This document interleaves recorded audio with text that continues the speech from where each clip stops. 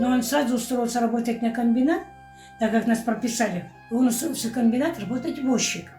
Он возил на все предприятия в СЦБЗ обед людям, на обед. И что останется, привозил домой нас кормить.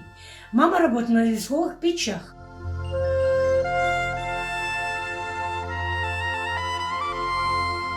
Шло следствие недолго. Судили его по 58 статье, так, за измену Родины. Там несколько их. Вот. И им дали по 10 лет.